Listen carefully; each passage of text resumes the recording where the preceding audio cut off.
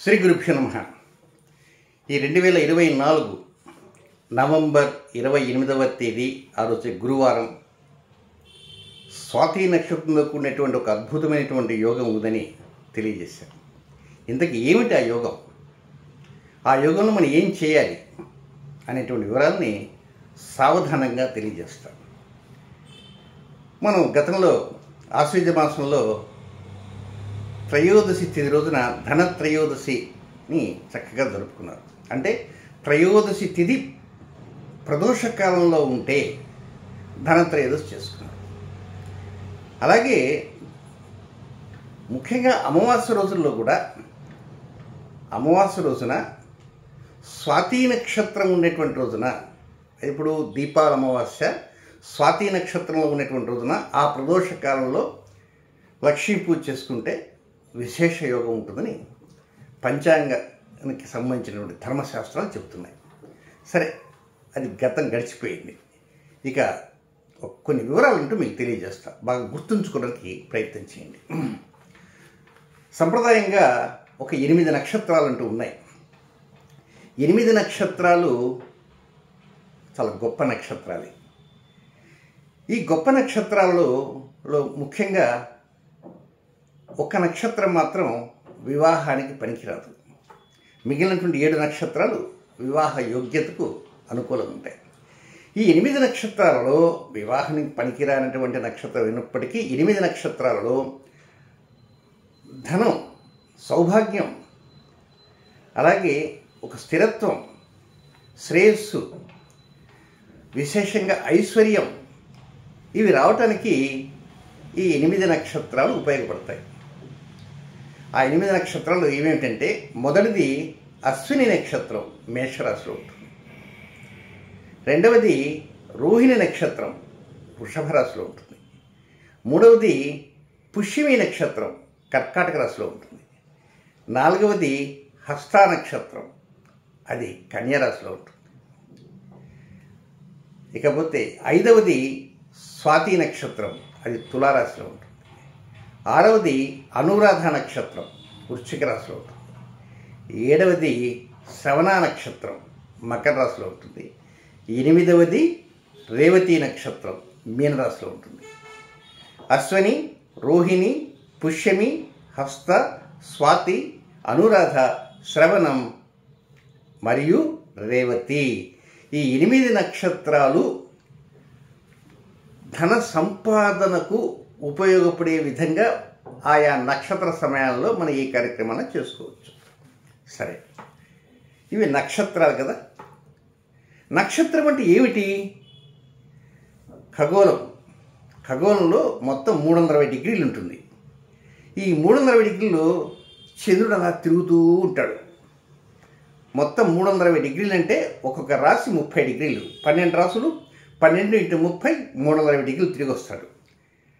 ఆ చంద్రుడు సంచారం చేస్తుంటాడు కదా. ఉదాహరణకి విజయవాడలో ఒక బస్సు బయలుదేరింది. అది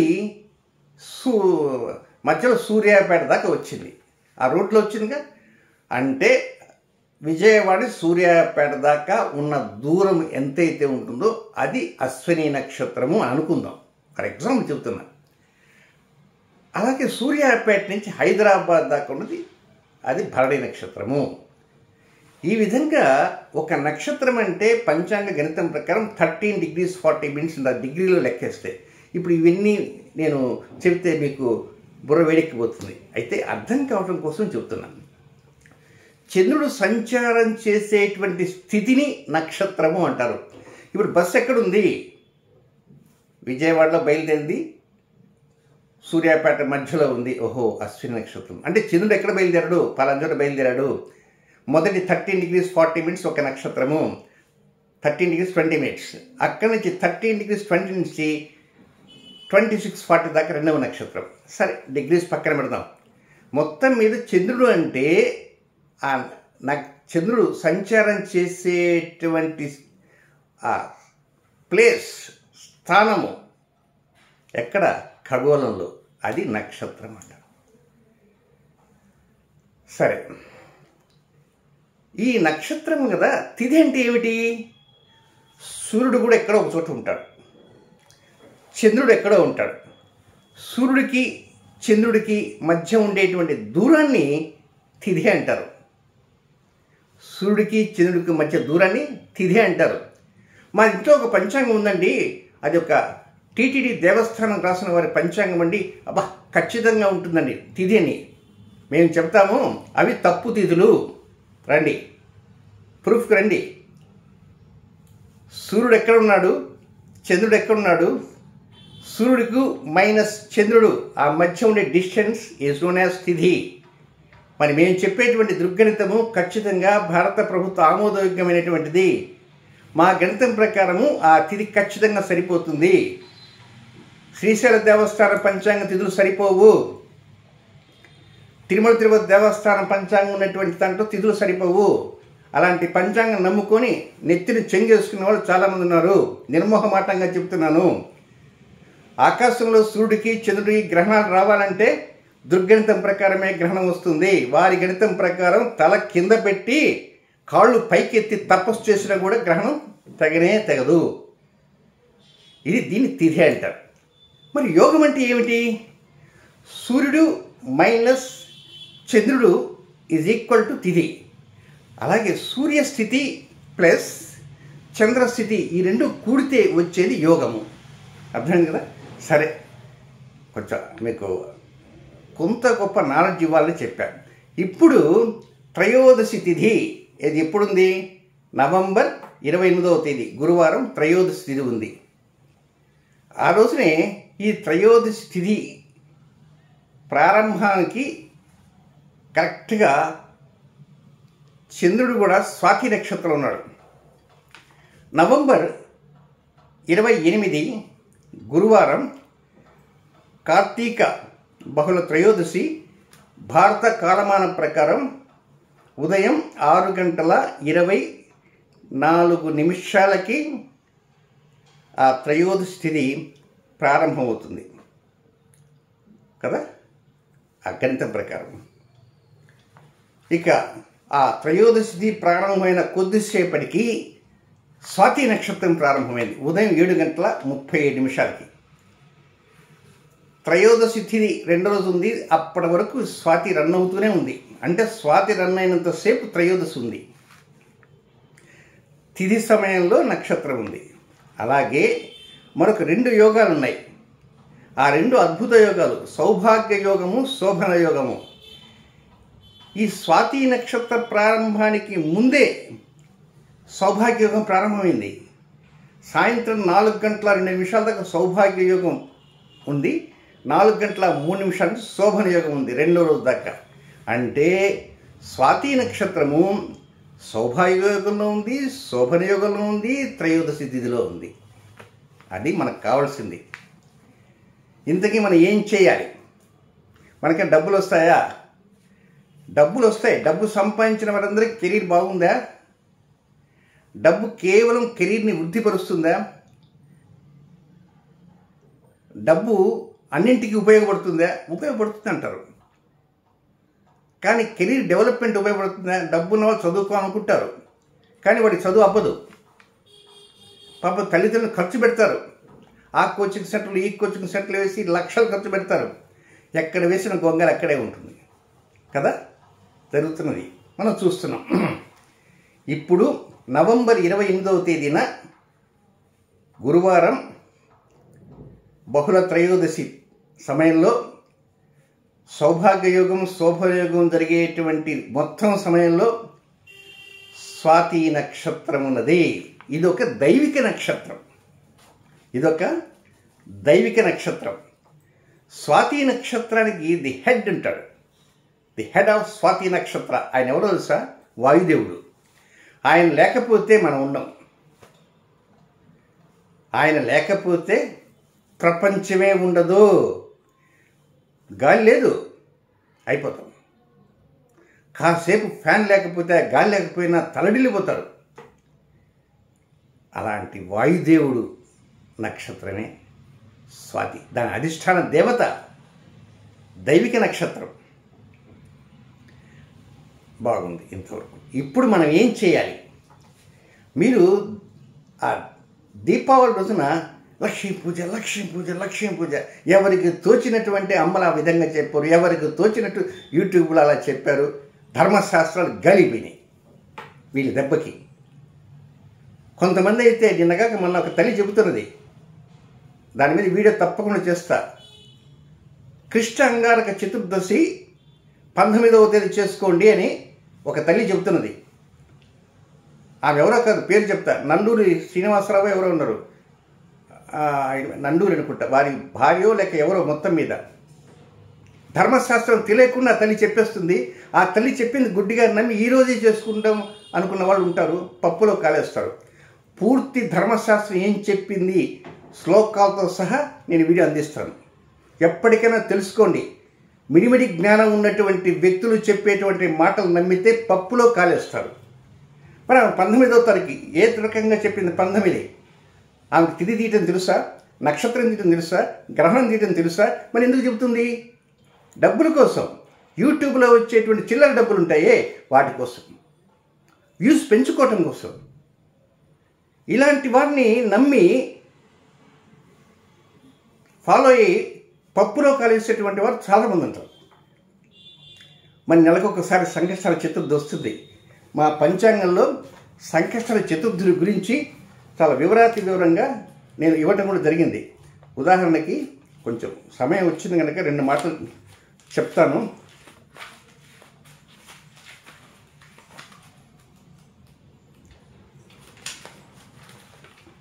ఉభయదినే చంద్రోదయ వ్యాపిత్యే తృతీయాయుతైవ గ్రాహ్య ధర్మసింధు.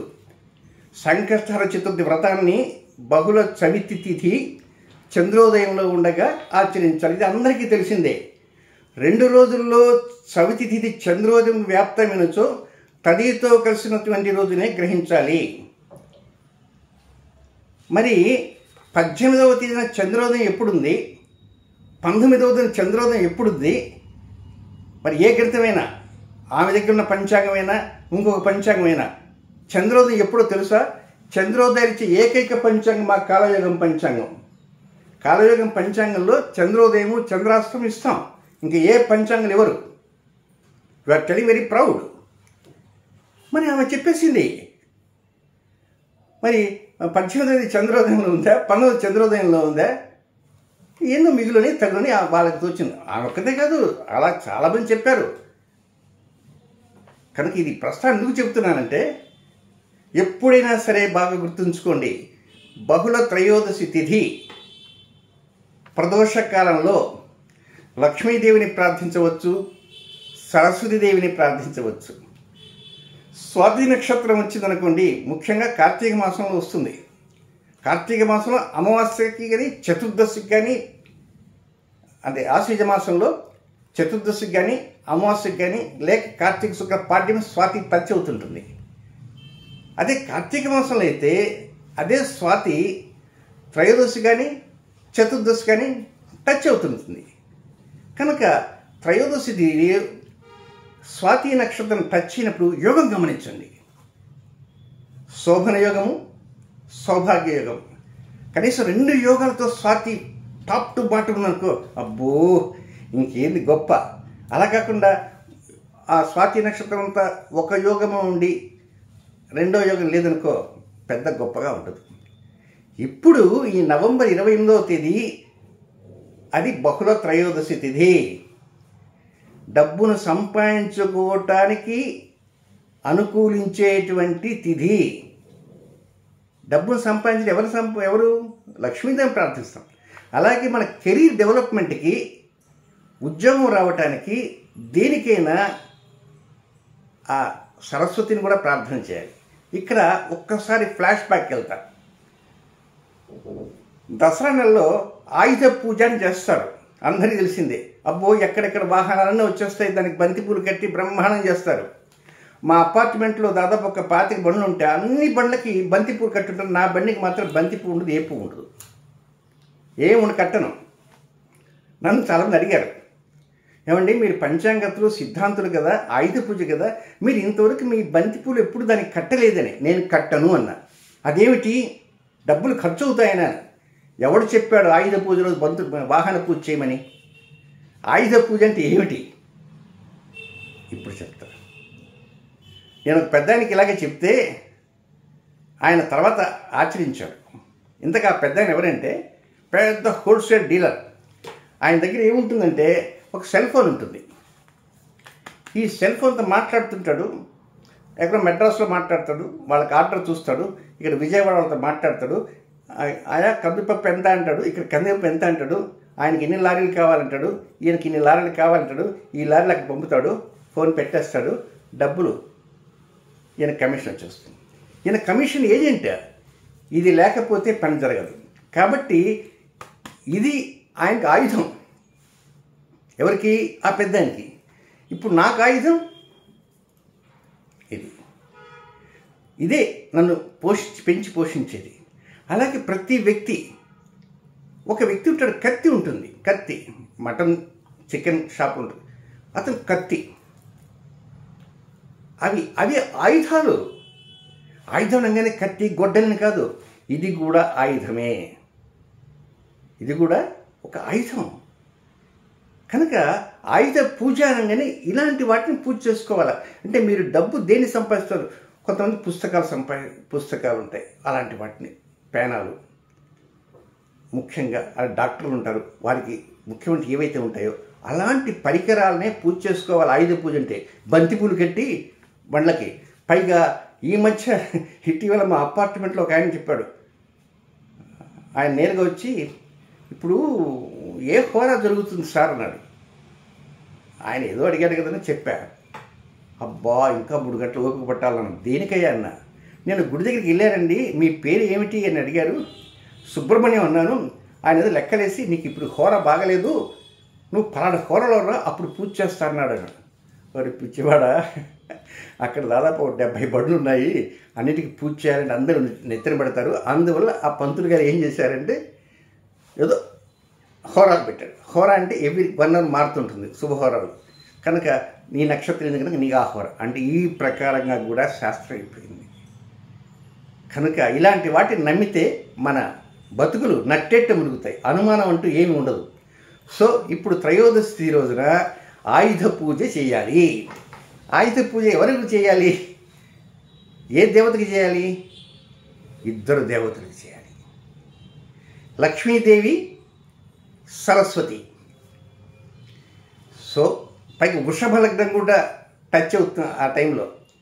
కనుక ఇప్పుడు దాకా మీరు చెప్పిన ఉపోద్ఘాతం వింటారు. ఫైనల్గా నేను చెప్పేది ఏంటంటే, మీ కెరీర్ డెవలప్మెంట్ కావాలన్నా, ఉద్యోగం డెవలప్మెంట్ కావాలన్నా, ప్రమోషన్ అనుకూలతలు కావాలన్నా, ఏదైనా సరే మనం ఒక స్థాయి పెంచుకొని పోవాలంటే మనకు దేవత అనుగ్రహం అవసరము. అలాంటి దేవతలు 2, లక్ష్మీ సరస్వతులు. మనం అక్కడ ఎవరిని ప్రార్థించాము?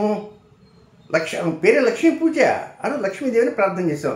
వృషభ లగ్నంలో, నిషీధులో రకరకాలు చేసుకుంటూ వచ్చాం. మొత్తం 4 లగ్నాలు అంటే స్థిర లగ్నాలు, 4 లగ్నాలు చేసుకున్నాం. ఇప్పుడు నేను 4 స్థిర లగ్నాలు చెప్పట్లా, ప్రదోషమే చెప్తున్నా. ప్రదోషంలో టచ్ అయ్యేది ఈ 2 నెలల్లో వృషభ లగ్నం టచ్ అవుతుంది. సో సరస్వతి దేవిని ప్రార్థన చేయండి. లక్ష్మీదేవి ఇప్పుడు ఎన్ని ఒత్తులు వెలిగించాలా, ఏ స్తోత్రాలు చదవాలా, ఏ సంకల్పం చేయాలా, దయచేసి అడగద్దు, మీ ఇష్టం. నేనైతే చెప్పేది ఒకటే మాట. ఇప్పుడు నా పెన్ ఇది. నేనేం చేస్తాను అంటే, ఈ నవంబర్ 28వ తేదీ గురువారం సాయంత్రం అవకాశంలో చక్కగా స్నానం చేయండి. అవకాశం లేదనుకో చక్కగా ప్రక్షాళన చేసుకోండి. శుచిగా, శుచిగా అంటే మనసు శుచిగా ఉండాలి. మనసు శుచిగా ఉండాలి. మనసు కారకుడు ఎవరు? చంద్రుడు. మనకారకుడు చంద్రుడు. చంద్రుడి యొక్క సోదరే ఎవరు? చంద్రుడు సహోదరి ఎవరు? లక్ష్మీదేవి. ఆయన మనకు మామ. ఈమె అమ్మ అయితే ఆమె మామ. కనుక మనసు చాలా శుచిగా ఉండాలి. ఆ మనసు శుచిగా పెట్టుకొని ఈ రోజున అంటే నవంబర్ 28 తారీఖు సాయంత్రం సూర్యుడు అస్తమించిన దగ్గర నుంచి ప్రదోషం స్టార్ట్ అవుతుంది. ఫర్ ఎగ్జాంపుల్ నేను కొన్ని టైములు చెప్తాను, కరెక్ట్గా అదే టైంకి అనుకోవద్దు. సాయంత్రం 5:30 నుంచి 8 గంటల వరకు ప్రదోషం ఉంటుంది. 5:30 నుంచి 8 గంటల వరకు ఉంటుంది ప్రదోషం. వృషభ లగ్నమే కావాలనుకున్న వారైతే 5 గంటల 30 నిమిషాల నుంచి 6 గంటల 30 నిమిషాల వరకు. ఎంత వృషభ లగ్నం స్థిర లగ్నం టచ్ చేయండి. నేను వృషభ లగ్నంలో చేసుకోవాలనుకుంటున్నానండి, చేసుకోలేకపోతే ఏం వరి కావద్దు. వృషభ లగ్నమే కావాలని కూడా అంటలే. ప్రదోషంలో 5:30 to 8 ఏం చేస్తారు? చక్కగా దీపారాధన చేసుకోండి, లేకపోతే మందిరంలో కూర్చోండి, కుర్చీలో కూర్చోండి. ఎక్కడైనా మనస్సుని చక్కగా కళ్ళు మూసుకొని, ఇది ఉంది కదా నా ఆయుధం, ఆయుధం నేనైతే ఇలా పెట్టుకుంటా. లక్ష్మీదేవిని ఒక 2 నిమిషాలు ప్రార్థన చేస్తారు. సరస్వతిని ప్రార్థన చేయాలి. ఇది ముందు చేయాలన్నా అది ముందు చేయాలా మీ ఇష్టం, ఇద్దరిని చేయండి. లక్ష్మీదేవిని ఆమె లేకపోతే ఏమీ లేదు, ఏమీ లేకపోతే ఆమె లేదు, ఇద్దరు అవసరం కనుక చేయండి. ఈ పెన్ అది అప్పటికప్పటికి మార్కెట్ పై కొత్త పెన్ తేనక్కల ఉన్న పెన్నే చాలు. దీనికి పసుపు వేయాలా, కుంకుమ వేయాలా, ఇవేమొద్దు. చక్కగా మనస్ఫూర్తిగా ఆ ఆయుధాన్ని చేత పట్టుకొని అంతే. మీ ఆయుధం ఏదో మీరు నిర్ణయించుకోండి.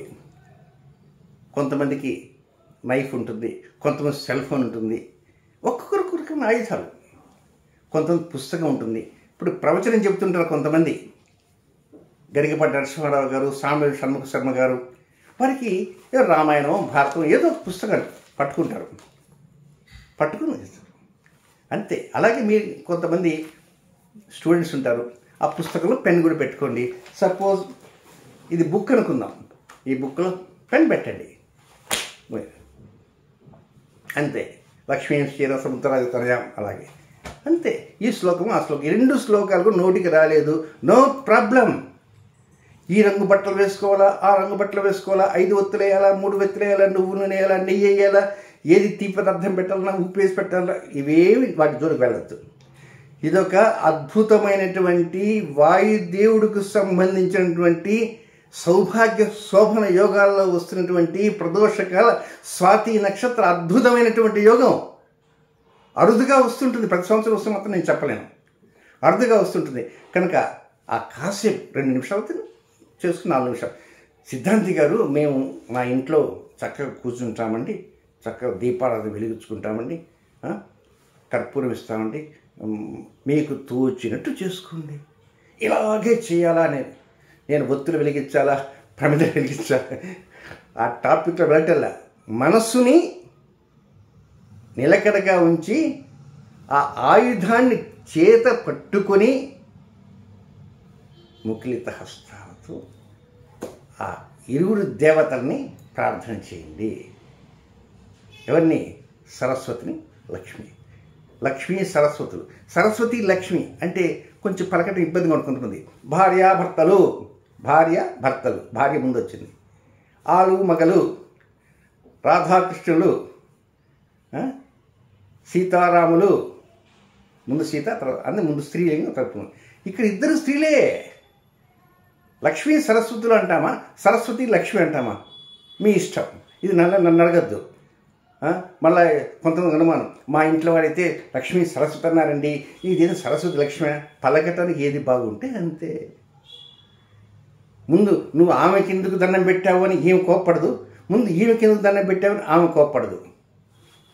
మనస్సు ఉండాల. ఆ మనకారకుడిన వాడే చంద్రుడు.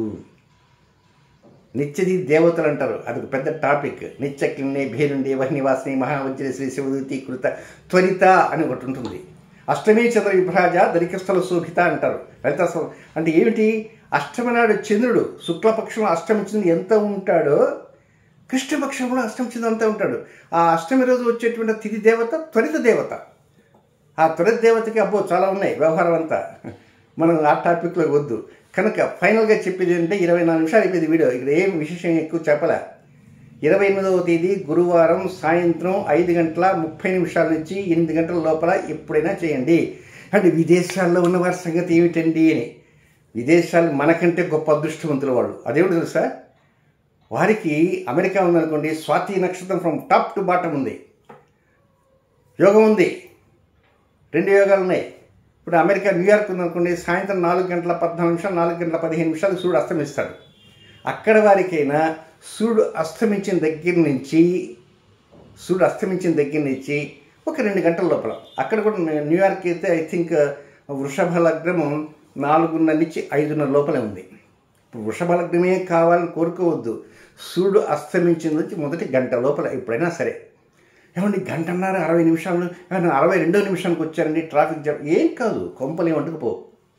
కనుక నేను విశేషంగా ఉన్నటువంటి యోగం కనుక నాకు చాలా ఆనందంగా ఉంది. 20 ఇప్పుడు గురువారం వస్తుందని. కనుక అలాంటి గురువారం రోజున స్వాతి నక్షత్రం వాయుదేవునికి సంబంధించినవి కనుక అలాంటి వాయుదేవతని ప్రార్థన చేయాలి. ఇప్పుడు ఆ దేవతకు సంబంధించిన శ్లోకాలను అంటే మీరు ఏదో ప్రకారంగా ఈ ఆయుధాన్ని మీ ఆయుధాన్ని పట్టుకొని ఒక ఇంత ఆయుధం ఉంది వాటేసుకోండి, దగ్గర పెట్టుకోండి, లేదా చక్కగా అవి చేతులు పెట్టండి. అయితే ఈ చంద్రుడు మనోవేగం అంతా అబ్బో ఉన్న ఫలంగా అమెరికాలో ఫలానా చోట ఉండాలంటే సెకండ్లో మీరు ఉండగలరు, మీ మనసు ఉండగలదు. మనం ఉండలేములే. ఏమి విమానం కూడా లేదు, ర్యాకెట్ కూడా లేదు. వాయువేగం మనోవేగాలతో వెళ్ళేది చంద్రుడు. అలాంటి చంద్రుడిని సెకండ్స్లో సరస్వతి ప్రార్థన చేయండి, లక్ష్మీ చేయండి, మళ్ళా ఇంకోసారి చేసుకోండి. ఏదైనా మీ ఇష్టం. మీ నైవేద్యమా మీ ఇష్టం, పెట్టుకుంటే పెట్టుకోండి, లేకపోతే హాయిగా ప్రశాంతంగా నైవేద్యం పెట్టినట్టుగా భావించుకోండి, ఆ నైవేద్యం తిన్నట్టుగా భావించుకోండి, ఆ నైవేద్యం అందరికీ పెట్టినట్టుగా భావించుకోండి, పూజ చేసుకుని భావించుకోండి. యత్ భావం తద్భవతి. కూర్చొని గంటసేపు కూర్చొని వాళ్ళు ఉంటారు, హాయిగా మంచం మీద కూర్చోండి, కూర్చొని వాళ్ళు ఉంటే లేదా కుర్చీ మీద కూర్చోండి. మనసు ముఖ్యము. మనసు శుచిగా ఉండాలి. ఇన్ కేస్ ఏదైనా కొన్ని కారణంలో శరీరం కొంచెం శుచి లేకపోయినప్పటికీ మనసు శుచిగా ఉండాలి. మనసు శుచి అంటే ఏంటి? దానికి స్నానం చేస్తావా? దుర్మార్గమైన ఆలోచన చేయకుండా ఇది చేస్తూనే వాడి అంతు తేల్చాలా, ఈ పూజకంగా నేను వాడి అంతు తేల్చాలని ఆలోచన చేసేవాళ్ళు ఉన్నారు. అలాంటి వద్దు, ప్రశాంతంగా ఉండాలి. కనుక ఈ గురువారం నాడు వచ్చేటువంటి బహుళ త్రయోదశి స్వాతి నక్షత్రం శోభన యోగ సౌభాగ్య యోగంలో ఉన్నటువంటి సమయంలో లక్ష్మీ సరస్వతుని ప్రార్థన చేయండి మీ ఆయుధాలతో. అది మామూలు ఆయుధ పూజకి అయితే మనం చేస్తుంటాం రకరకాల. దాన్ని నేను ఇంకంతకంటే ఎక్కువ కామెంట్ చేయను. వాళ్ళ మనోభావాలని దెబ్బతింటే మాకు తరతరాల నుంచి మేము వాహనాన్ని పూజ చేసుకోం. ఇబ్బంది అంటూ ఏమీ లేదు. కనుక వాస్తవంగా ఉన్న ఫ్యాక్ట్ ఇది. కనుక మీరు చక్కగా ఆ ప్రార్థన చేయండి, ఆనందంగా ఆ కాసేపు ఉండడానికి ప్రయత్నం చేయండి. సంకష్టాలు చతుర్థి అన్నాను కదా, సమయం వస్తుంది. నేను వీలైనంత వరకు పూర్తి వివరాలతో చెప్తా. హాఫ్ నాలెడ్జ్తో దయచేసి యూట్యూబ్లో చెప్పి ప్రజల్ని ఇబ్బంది పెట్టవద్దని అలాంటి వ్యక్తులకు నేను విన్నవిస్తున్నాను. శుభం.